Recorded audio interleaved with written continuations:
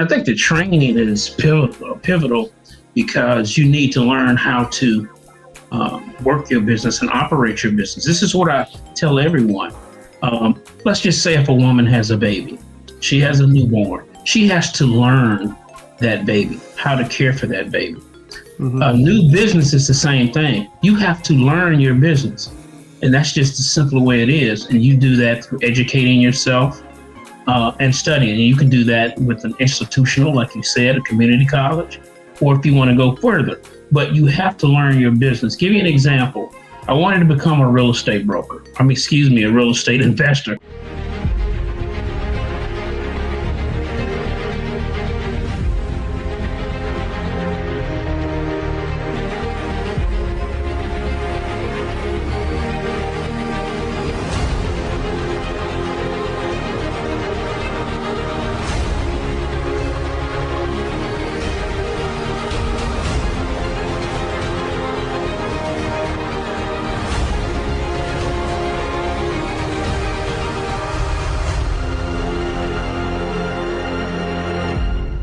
Hello, everyone. Welcome to the Career Education Learning Center podcast. I'm your host, Mitchell Rivers. I am TE today. What is TE? I am thrilled and elated to have Steward J on our show today. Steward is a CEO and Chief Real Estate Officer of Razor Investment Group, LLC. How are you doing today, Steward? Hey, thank you, Mitchell. It's a pleasure to be here with you and your audience. Well, thank you so much for coming on our show today. Steward, tell the audience a little bit about yourself and your journey to your current career path. I'm a real estate broker here in North Carolina. I have a real estate broker's license. And we talk about careers. Any student or someone wanting to change their career, the best advice I can give them is to go into a career that you can own. Now, what does that mean? That means I am a real estate broker. However, I run my business through Caldwell Banker, but I own my business. The business name is Steward J Real Estate, but I own this career here. And that's when you really start getting some volume in your career and in your life, because I'm the only one that can fire me. Nobody can. Yeah. So that's what you want to do, and find something that you're passionate about. Yeah, and that's very poignant what you said there. I talked to my audience before about entrepreneurship, about going for their passion, whether it's music, medical field, doctor, lawyer, whether you want to go to air conditioning, heating, welding, whatever field you feel passion for, that even though it may not seem to pay that much, that if you have a passion for it, you will pursue to do that job the best you can do and become efficient and effective in it. And then one day you become owner of that business. So for example, Stu, if one of our clients, let's say that one of my audience members say they go to college and say, hey, I want to go into air conditioning heating. Okay. They go air conditioning heating, take it at Central Piedmont Community College here in Charlotte. Then they get be an apprenticeship at one of the local air conditioning heating companies.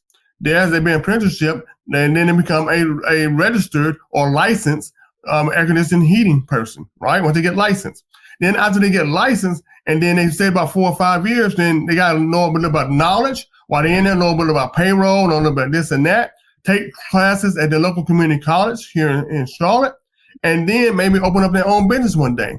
So they start off with their own truck, and then they can expand to 2 trucks to 3 trucks. Now they're their own boss, like you said earlier, and then now they can relax in the background and make their own destiny for themselves. That way they have what we call that passive income coming in because they know how to do all the work themselves.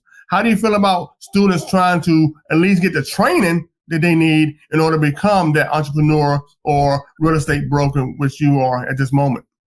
I think the training is pivotal because you need to learn how to work your business and operate your business. This is what I tell everyone. Let's just say if a woman has a baby, she has a newborn, she has to learn that baby, how to care for that baby. A new business is the same thing. You have to learn your business. And that's just the simple way it is. And you do that through educating yourself and studying. And you can do that with an institutional, like you said, a community college, or if you want to go further. But you have to learn your business. Give you an example. I wanted to become a real estate broker. A real estate investor. Yeah, as well as a broker. I didn't know much about real estate investing. So what I did, I read over 20 books. Wow. With real estate investing. And I also got in a course where I was able to achieve a real estate investing certification. So I know a lot about real estate investing now. So that's what you have to do. You have to continue to professionally develop yourself. And there's no way around that. If you want to be good at what you do, you have to learn that business. Well, you just hit something on the head. I read last night. I finally was reading a book. My son gave me a book, Rich and Grow Rich. And it's incredible. I'm pretty sure most of our audience have read that book. If they haven't, if you're a student, please read that book. But the thing about it is that self-improvement starts by reading. And it says reading is very important for you to start reading resources in that field you want to go into, like you did, right? Man, you read over 20 books now. So I ain't came close to 20 books, Mr. Anderson. No, I ain't come close. I thought I did 5 in 3 months was good. Man, you just killed mine. And you can see all this. That is what it takes to really be successful as Mr. Anderson is.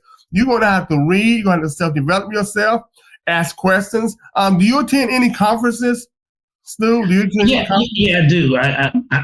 I do. I'm part of the National Association of Realtors. And we do a lot of training through there. And I will say, you mentioned something earlier. Once I started out in some of these businesses I have, because I have more than one. Let's say, for instance, I started a landscaping company. I had no idea what I was doing. But what I did, I started studying and researching. Every career or every business that I've started, I didn't particularly know the ins and outs of it. But I had to research and study that business to be able to start operating. And that is the secret. Like I say again, you have to learn your business. You have to study your business.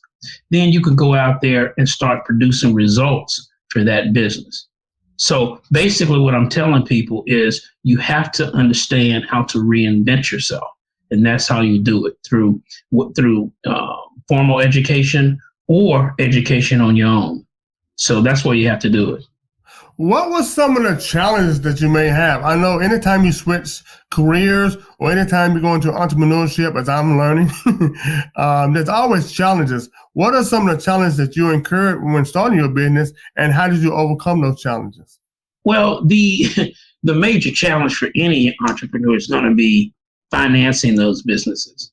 So what I decided to do, my background is in banking and finance. So I worked in the bank and financed my business with the income I was getting from the bank. And so I was able to pay for all of my equipment. It's all paid for. Everything is all paid for. But I did. So what I did was I took that, what I call ordinary income from the bank, and I invested it in my business. Now I'm turning it into business income. Yeah, that's very good. Also, I've heard if you're not able to do like Mr. Anderson is able to do, to where you make an income to change from one income to another income, right? Or their income to business income, about loans. How important is having a good credit score for my audience need to know? Actually, that's very important. The thing is, I think what you want to do with credit, which is leverage, which that gives you the leverage. Now, leverage can help you or it can hurt you. So you have to use your funds responsibly and make sure that you're being effective with them. So let's just say for real estate investing, some people don't have the money to go and invest in a property. So let's say if they have good credit, maybe they can get a loan. And that is your leverage to get you into real estate investing. But don't over leverage yourself, because that will hurt you in the long run. So you got to be very, very meticulous on how you do that. Yeah, and I know it can happen to the best of us, because life happens, things come up, and you try to do things yourself. So did you always want to become an entrepreneur or a real estate broker when you were small or going to high school, or did that just come to you as you grew older as far as different experiences and different backgrounds that you worked in, maybe at a bank or whatever jobs you had before you started your own business? Well, I think I always wanted to own my own business. I don't know where that came from, but I can go back and I remember when I was in the 7th grade, a teacher asked me what did I want to do, my future.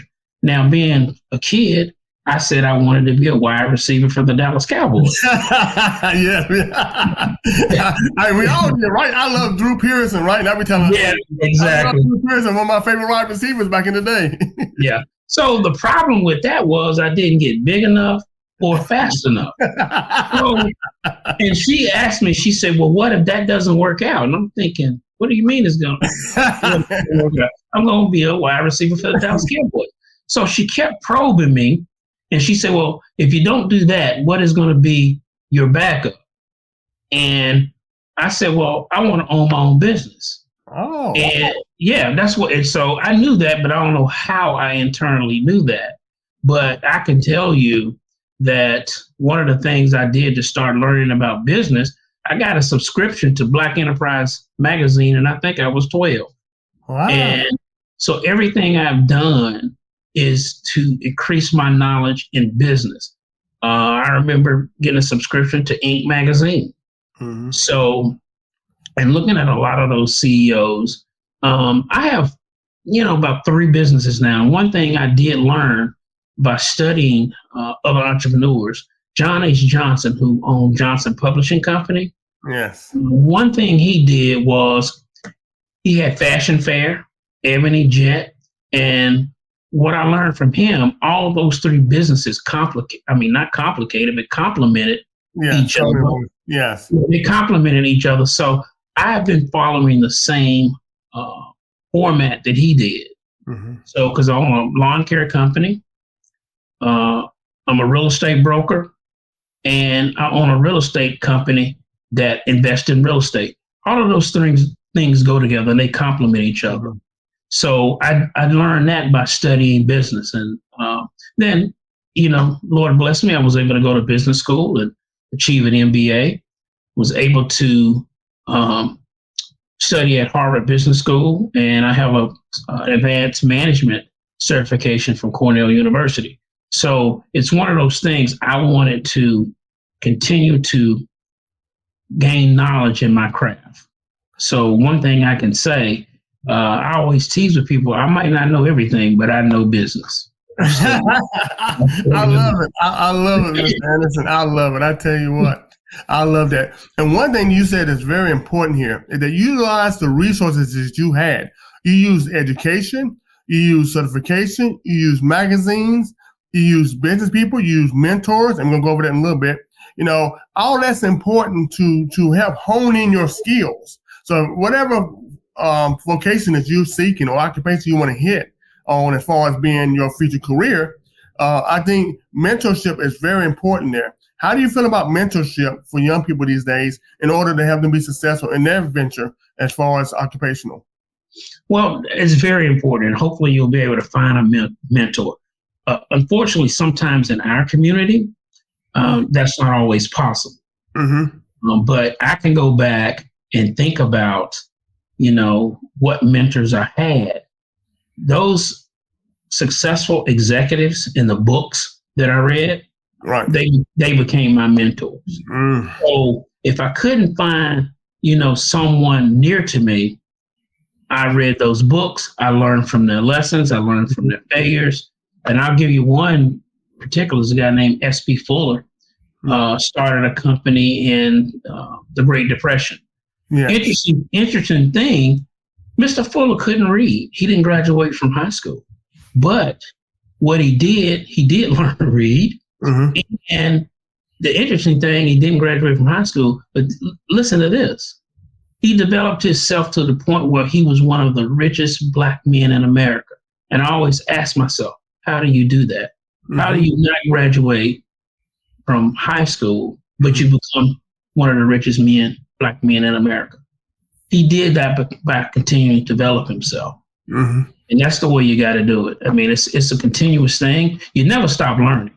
But he was an inspiration to me because I'm thinking the Great Depression, we all hear how bad that was. But this man became a multimillionaire during that time. I thought it was amazing. Yeah, and I read that same book as you read, Stewart.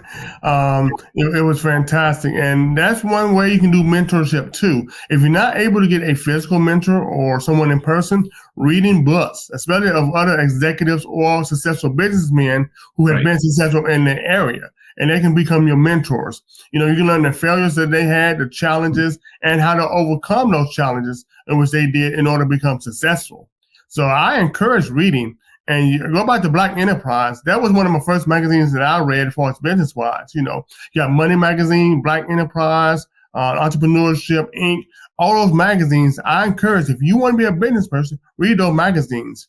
I think another thing you said was to join associations. That's good for networking. How important is networking when you want to do a business as far as starting your business?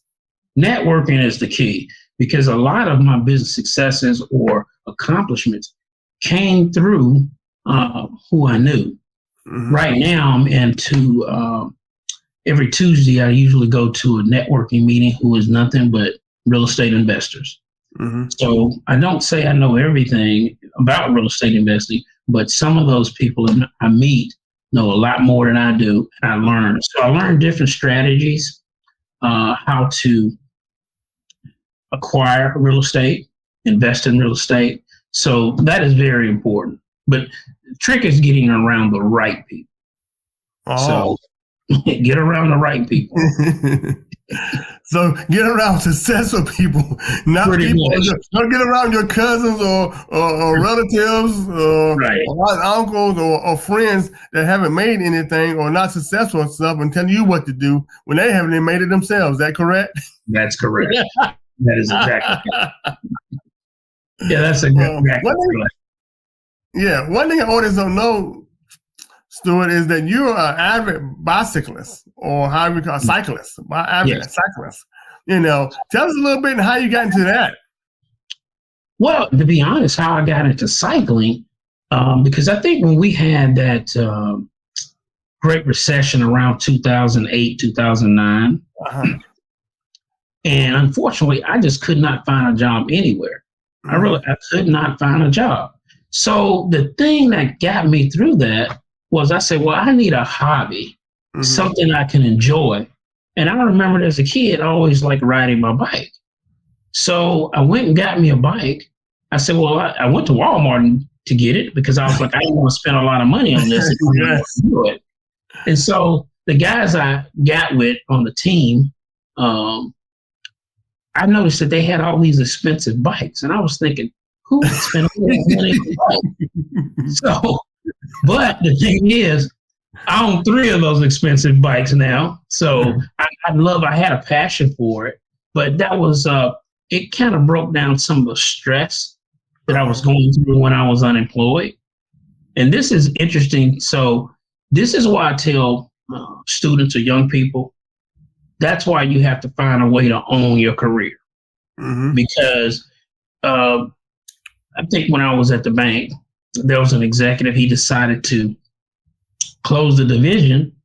Here I am now without a job. And I said, I never, ever wanted anybody to have that much power over my career or my income. So that's what I started doing, develop myself as a business owner. But I think sometimes I say cycling saved my life because I was very stressful. And at the time I was about ready to lose my home because, but I got through all of that. Then I said, hey, I'm going to start a business. Nobody is ever going to have that much power over my career. That is an amazing story. And see, that's what I tell our young people and our audience who are looking. No matter if you want to change careers, you start a career, you come out of high school, don't know where you want to go. Hey, that's life. Things happen. Sometimes we do that, what I call the program life thing in America, right? graduate high school, graduate college, get a job, think we're going to live in that same job 40 years, retire and die. And life don't go that way. There's a lot of gray area within that sentence there in which you kind of hear that, especially we did growing up, right? Get a job, retire from that job, have family, do this, do that. And life is not that easy. There are times, especially throughout the years, even through our short years here, is that we went through recessions, we went through layoffs, we went through ups and downs, economy, wars, and everything else. And things just happen in life to where you have to learn to reinvent yourself. And the thing I like is that you had that mindset to where you want to go like, hey, this is not going to happen to me no more. Right. And once you develop that mindset, you was determined to make it, As one man said, I burned all my ships. That way I can't go back. And I'm determined to make it as a businessman. And look at you now, man, all strapped on my podcast and everything.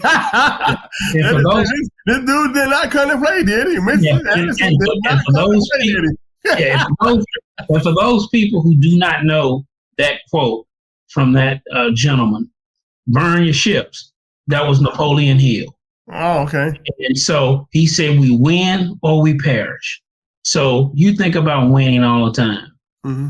And anybody, you can win. You just got to just continue to move forward. And another thing you did say something about, which I think is very important, a couple skills are going to help people out with careers. Communications, deciding exactly which side of the fence you want to be on. Do you want to be wealthy? Do you want to be poor? You get to make that decision. And then basically what you do, you start kind of architecting your life to move in that direction, because I remember, I'm going to just say this. I remember when I was at Central Piedmont Community College, a professor told me one time in Introduction to Business, he said, the easiest thing to make is money. Mm-hmm. Now, I thought he was crazy because at the time, all I had was lint in my pocket. Like, what is he talking about? But as I've become more of a seasoned entrepreneur, business executive, I understand now exactly what he's talking about. If you think about it, the purest thing that we hope we can have is water. Mm-hmm. Do you know water is a multi-million-dollar industry? Yeah. Water. You know what I mean? And then I think the time when I decided to have a yard sale one time, stuff I didn't even want. And one day I made $500 to $1,000. And I was like, it's amazing. That's for stuff that I didn't want. Mm-hmm. So I understand the wisdom in his comment that the easiest thing to make is money if you apply yourself. Yeah, no, I mean, that is very profound, It's about applying yourself. It's about really wanting to do it and doing the work, right? You have to do the work. And yes. So it's not going to come there automatically. It's not just going to land in your pocket. You have to do the work. You have to do the research sometimes. And, and you have to have faith. A lot of people who are very spiritual have to say their faith can help them through that hard times also. So you have to find a way to relax yourself. You say have a hobby, because we as human beings get tensed up, and pressure and stress come, and stress, as kills, because you stop taking care of yourself. You start doing what you need to do in order to make yourself healthy on the health side and mentally and spiritually. You stop going to church, you're not taking care of yourself, and then you just want to give up. And that can happen a lot through life. But as Mr. Anderson here showed us that, hey, you have to persevere. And I'm going to do a future podcast on resilience. And resilience is one thing that you have to have in this lifetime. It ain't only in business, but it's in life. You have to be resilient in life. Well, Mr. Anderson, thank you so much for coming on our show today. Are there any last words, parting words you want to leave with our audience? Yeah, I want to say this. I think that there's sometimes, people have a dream and something they want to do. Now, the interesting thing, they think that dream is something they thought of. I can remember when my teacher in junior high asked me, what did I want to do? And I said, I want to own a business. Now, I don't know where that came from, but basically that business idea of me owning a business was given me to the universe. It wasn't my idea. But what I wanted to do is, once I got that idea downloaded to me, I wanted to become the best business executive I could. So I started working toward that. So what I'm really saying, the dream that you have for yourself, you may not even know what that is, but it was probably given to you, but some way, somehow. And that's the thing you do. And probably what I would say is if that was downloaded to you, that's probably the direction you need to head in. All right. Well, I tell you what, man, I've come a lot with this podcast here today. The knowledge and the nuggets that this Mr. Anderson had for today it was really great. I mean, it's really something you can take with you and take on to the rest of your life. Thank you so much, Mr. Anderson, for coming on our show today. I really do appreciate it. It was an absolute pleasure. Can I add one more thing? Yes, you can. Yes. This is a thing I want people to know, because I think I hear people talk about generational wealth all the time. Mm-hmm. The question is, what are you doing to create generational wealth? I hear it all the time. Mm-hmm. Now, I can tell you, being in real estate, that real estate has created 90% of the millionaires in America. So I don't know if you want to go into real estate and what your passion is, but that's a way you can create generational wealth for your family, is in real estate. Give you an example. I purchased a home for $95,000. Mm-hmm. Okay. Today it's worth over $300,000. Mm-hmm. So that's the kind of generational wealth I'm talking about. And like I said, everybody has an opportunity to decide who they want to be. Decide who you want to be immediately, soon in your life, soon in your career. But once you decide that, you start working toward it, and things will work out. Well, I tell you what, ladies and gentlemen, I'm going to start investing in real estate today. All right, I'm going to Mr. Anderson today. I just like this. Mr. Anderson, let me start off put my pennies and my nickels and all my little dollar bills, and I want to invest in real estate today so I can pass on that generational wealth to my kids. Man, thank you so much for coming on the show. And I'd like to thank our viewers and listeners for joining me, Mitchell Rivers, on the Career Education Learning Center podcast, where we make your career dreams a reality. God bless.